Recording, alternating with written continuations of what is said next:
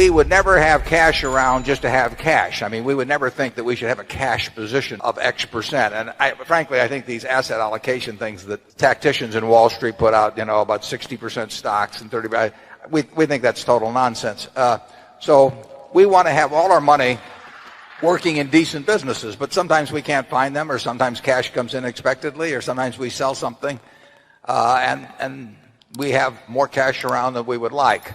And more cash around than we would like means that we have 10 or 15 cents around, because we want money employed, but we'll never employ it, just employ it. And you will find us quite unhappy over time if cash just keeps building up. And I think one way or another we'll find ways to use it. You may have trouble believing this, but Charlie and I never have an opinion about the market, because it wouldn't be any good, and it might interfere with the opinions we have that are good. If we're right about a business, if we think a business is attractive, it would be very foolish for us to not take action on that because we thought something about what the market was going to do, or anything of that sort, because we just don't know. And to give up something that you do know and that is profitable for something that you don't know and won't know because of that, it doesn't make any sense to us, and it doesn't really make any difference to us. There's nothing magic. We like to put a lot of money in things that we feel strongly about, and that gets back to the diversification question. We think diversification, as practiced generally, makes very little sense for anyone that knows what they're doing. Diversification is a protection against ignorance. I mean, if you want to make sure that nothing bad happens to you relative to the market, you own everything. There's nothing wrong with that. I mean, that is a perfectly sound approach for somebody who does not feel they know how to analyze businesses. If you know how to analyze businesses and value businesses, it's crazy to own 50 stocks or 40 stocks or 30 stocks probably, because there aren't that many wonderful businesses that are understandable to a single human being in all likelihood. And to have some super wonderful business and then put money in number 30 or 35 on your list of attractiveness and forego putting more money into number 1 just strikes Charlie and me as madness. It's conventional practice, and if all you have to achieve is average, it's a confession in our view that you don't really understand the businesses that you own. On a personal portfolio basis, I own 1 stock, but it's a business I know, and it leaves me very comfortable. Do I need to own 28 stocks in order to have proper diversification? It'd be nonsense. 3 wonderful businesses. It's more than you need in this life to do very well. The average person isn't going to run into that. I mean, if you look at how the fortunes were built in this country, they weren't built out of a portfolio of 50 companies. They were built by someone who identified with a wonderful business. Much of what is taught in modern corporate finance courses is twaddle. Volatility does not measure risk, and the problem is that the people who have written and taught about risk do not know how to measure risk. And the nice thing about beta, which is a measure of volatility, is that it's nice and mathematical and wrong in terms of measuring risk. It's a measure of volatility, but past volatility does not determine the risk of investing. I mean, actually, take it with farmland. Here in 1980 or in the early 1980s, farms that sold for $2,000 an acre went to $600 an acre. I bought one of them when the banking and farm crash took place, and the beta of farms shot way up. And according to standard economic theory, market theory, I was buying a much more risky asset at $600 an acre than the same farm was at $2,000 an acre. Now, people, because farmland doesn't trade often and prices don't get recorded, they would regard that as nonsense, that my purchase at $600 an acre of the same farm that sold for $2,000 an acre a few years ago was riskier. But in stocks, because the prices jiggle around every minute, and because it lets the people who teach finance use the mathematics they've learned, they have, in effect, they would explain this away a little more technically, but they have, in effect, translated past volatility in terms of all kinds of measures of risk. And it's nonsense. Risk comes from the nature of certain kinds of businesses. It can be risky to be in some businesses just by the simple economics of the type of business you're in. And it comes from not knowing what you're doing. And it is, if you understand the economics of the business in which you are engaged, and you know the people with whom you're doing business, and you know the price you pay and is sensible, you don't run any real risk. And I don't think Charlie and I, certainly at Berkshire, I don't think we've ever had a permanent loss in marketable securities that was, what, 1% maybe? 0.5% of net worth. I made a terrible mistake in buying Dexter Shoe, which cost us a significantly more than 1% of net worth, where I bought an entire business then. But I was wrong about the business. It had nothing to do with the volatility of shoe prices or leather or anything else. It just was wrong. But in terms of marketable securities, I cannot recall a case where we've lost. I mean, we've done a lot of things in securities that had a very high beta. We've done a lot of things in securities that had a low beta. It just, the whole development of volatility as a measure of risk, we've never found a way for it to be useful to us. Both corporate finance and investment management courses, as taught in the major universities, we would argue it's at least 50% twaddle. Yet these people have very high IQs. One of the reasons we've been able to do pretty well is that we early recognized that very smart people do very dumb things, and we tried to figure out why. And we also wanted to know who, so we could avoid them. It's a temperamental quality, not an intellectual quality. You don't need tons of IQ in this business. I mean, you have to have enough IQ to get from here to downtown Omaha, but you do not have to be able to play three-dimensional chess or be in the top leagues in terms of bridge playing or something of the sort. You need a stable personality. You need a temperament that neither derives great pleasure from being with the crowd or against the crowd. Because this is not a business where you take polls, it's a business where you think. And Ben Graham would say that you're not right or wrong because 1,000 people agree with you. And you're not right or wrong because 1,000 people disagree with you. You're right because your facts and your reasoning are right. By far the best investment you can make is in yourself. I mean, for example, communication skills. I tell the students that come that they're going to graduate schools and business, and they're learning all these complicated formulas and all that. If they just learn to communicate better, and both in writing and in person, they increase their value at least 50%. If you can't communicate, somebody says, it's like winking at a girl in the dark. Nothing happens, basically. And you have to be able to get forth your ideas. And that's relatively easy. I did it myself with the Dale Carnegie course. Some people wish I'd taken a shorter course now in terms of my talking later on. But it's just hugely important. And if you invest in yourself, nobody can take it away from you. If I gave you a car, and it'd be the only car you get in the rest of your life, you'd take care of it like you can't believe. Any scratch, you'd fix that moment. You'd read the owner's manual. You'd keep a garage and do all these things. And you get exactly one mind and one body in this world.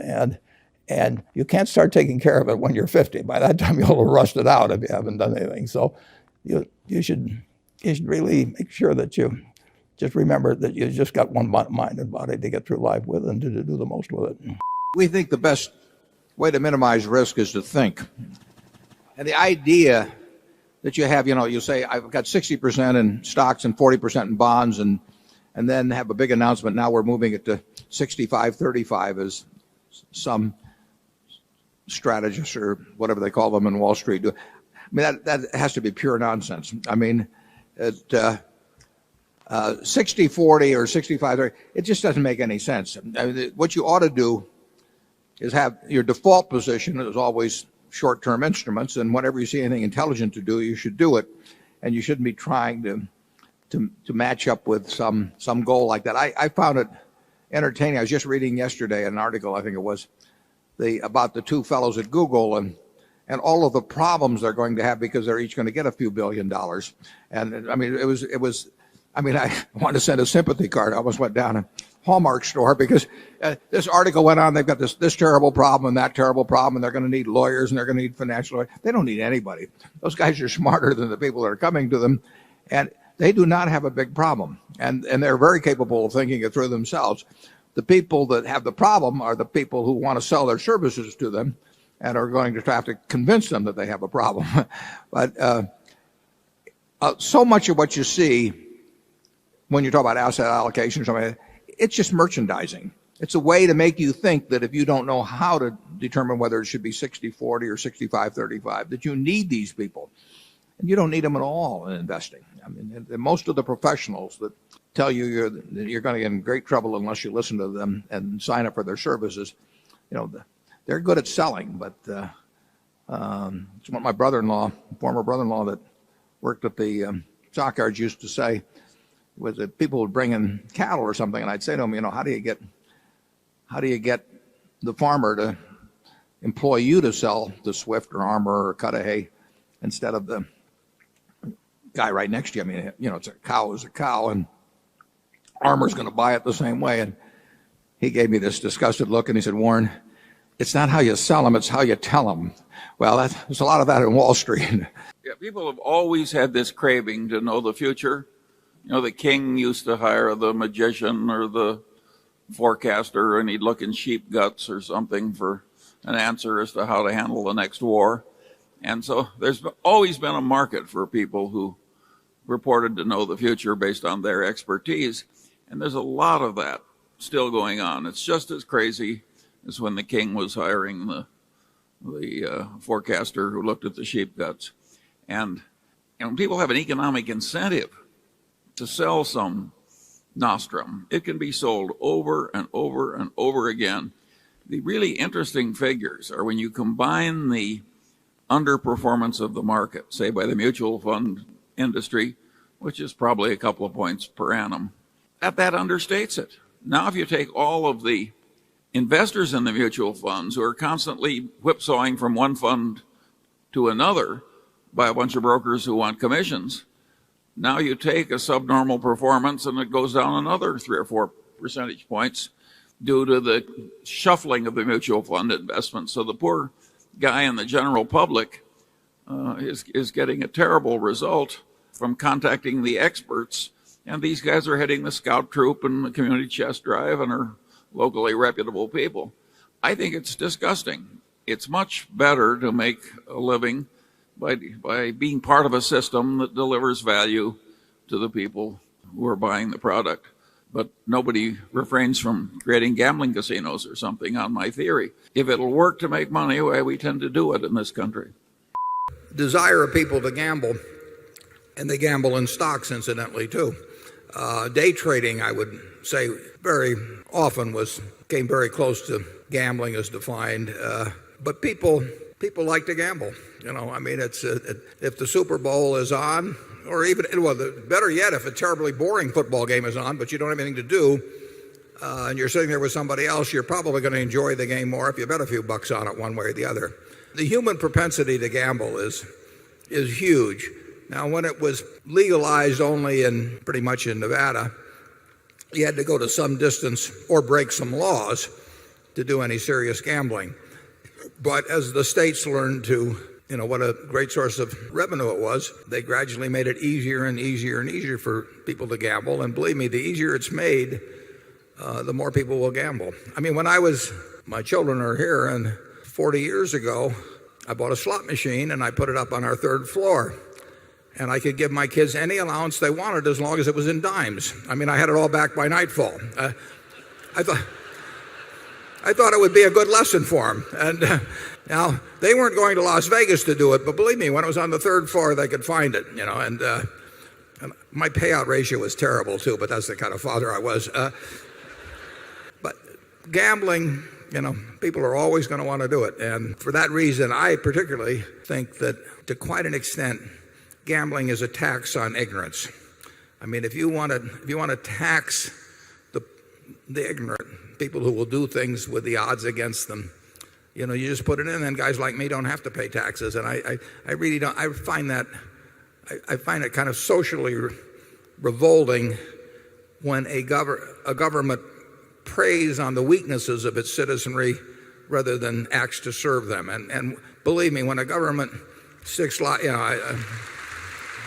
I've really said that growth and value, they're indistinguishable. They're part of the same equation. or really growth is part of the value equation. So our position is that there is no such thing as growth stocks or value stocks, the way Wall Street generally portrays them as being contrasting asset classes. Growth usually is a positive for value, but only when it means that by adding capital now, you add more cash availability later on at a rate that's considerably higher than the current rate of interest. So we calculate into any business we buy what we expect to have happen in terms of the cash that's going to come out of it or the cash that's going to go into it. So if you tell me that you own a business that's going to grow to the sky, and isn't that wonderful, I don't know whether it's wonderful or not until I know what the economics are of that growth, how much you have to put in today and how much you will reap from putting that in today later on. And the classic case, again, is the airline business. The airline business has been a growth business ever since, that Orville took off. But the growth has been the worst thing that happened to it. It's been great for the American public. But growth has been a curse in the airline business because more and more capital has been put into the business at inadequate returns. Now, growth is wonderful at See's Candy because it requires relatively little incremental investment to sell more pounds of candy.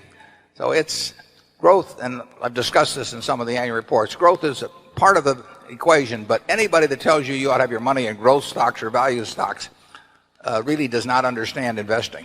Other than that, they're terrific people. The real point is that we're trying to put out capital now to get more capital, or money. We're trying to put out cash now to get more cash back later on. And if you do that, the business grows, obviously, and you can call that value or you can call it growth, but they're not two different categories. And I just cringe when I hear people talk about now it's time to move from growth stocks to value stocks or something like that, because it just doesn't make any sense. In general terms, unless you find the prices of a great company really offensive, if you feel you've identified it, and by definition, a great company is one that's going to remain great for 30 years. If it's going to be a great company for 3 years, it ain't a great company. I mean, so you really want to go along with the idea of something that if you were going to take a trip for 20 years, you wouldn't feel bad leaving the money in with no orders with your broker and no power of attorney or anything, and you just go on the trip and you come back and it's going to be a terribly strong company. I think it's better just to own them. I mean, we could attempt to buy and sell some of the things that we own that we think are fine businesses, but they're too hard to find. We found See's Candy in 1972, where we find here and there we get the opportunity to do something, but they're too hard to find. So to sit there and hope that you buy them in the throes of some panic, that you sort of take the attitude of a mortician, waiting for a flu epidemic or something. I mean, I'm not sure that will be a great technique. That's a lot to count on, and if you start with the Dow at X and you think it's too high, when it goes to 90% of X, do you buy? Well, if it does and it goes to 50% of X, it gets, you never get the benefit of those extremes anyway, unless you just come into some accidental sum of money at some time. So I think the main thing to do is find wonderful businesses. So we've had our share of flu epidemics, but you don't want to spend your life waiting around for them.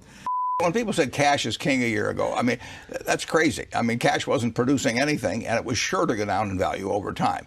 On the other hand, you always want to be sure you have enough. I mean, it's like oxygen. You want to be sure it's around, but you don't need to have excessive amounts of it around.